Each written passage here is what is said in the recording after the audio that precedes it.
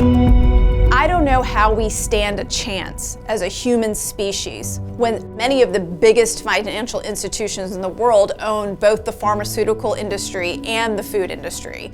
We know we're sick.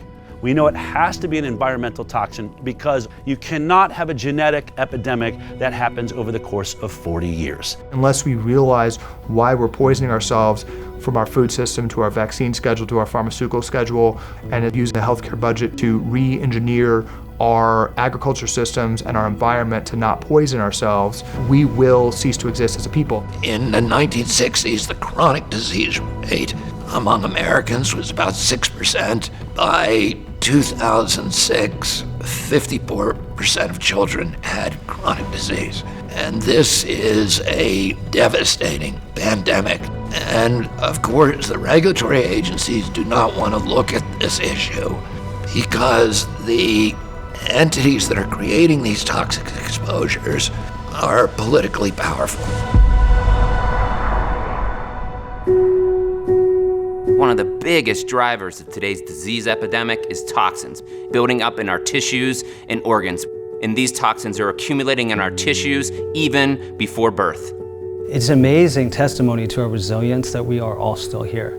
Because if you look at the sheer volume of toxicants we're exposed to throughout the day, even in our air, we are being absolutely poisoned. Lead, mercury, and now microplastics. The amount of microplastics being stored in our bodies is significant.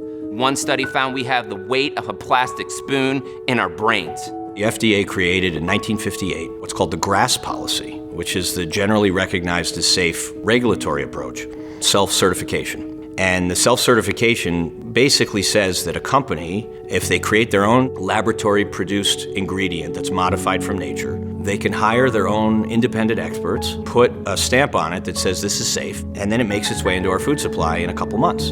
And if you contrast that to Europe, they have far lower incidences of heart disease, obesity, chronic disease, lower cancer rates. There's over 10,000 chemicals allowed for use, whereas in countries in Europe, it's only 400. Why are we giving our American children these extra chemicals that are harmful here in the United States when these food companies have already figured out how to reformulate their products with safer alternatives? Suddenly American exceptionalism was out the window. We're being poisoned more than anyone else on the earth. Anybody in the United States who had a urine test today, they're probably going to find some glyphosate in it. It's almost impossible to avoid. That's how bad it is.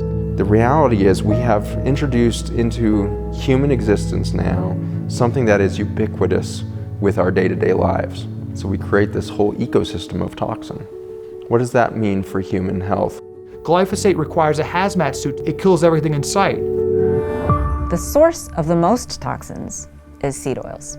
They are worse than glyphosate, herbicides, pesticides, artificial colorings, flavorings combined.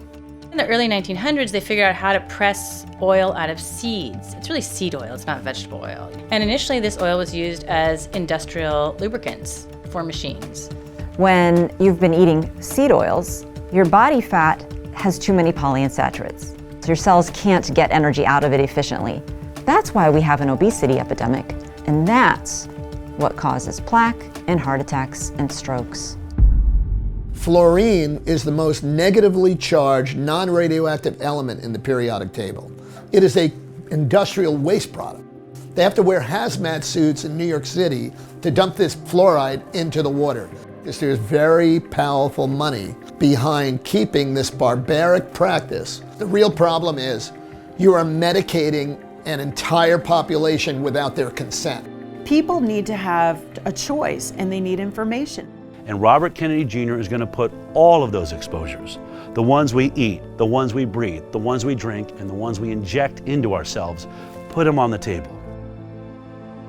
And on top of that, take all the databases we're going to use to study and make them available to everyone in the public. We have the ability as Americans to not poison our kids. We have the ability to reverse childhood obesity, prediabetes, pediatric cancer. There's a real positive vision. It makes no sense to have fluoride in our water.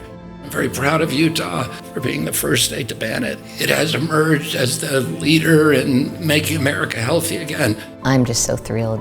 I'd connected Donald and Bobby back, I think it was 2015 or 2016, with this big dream of them being able to work together.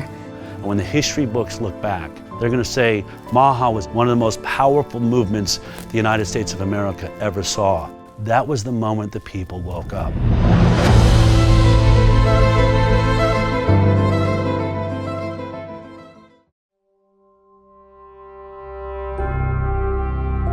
Now streaming on Angel.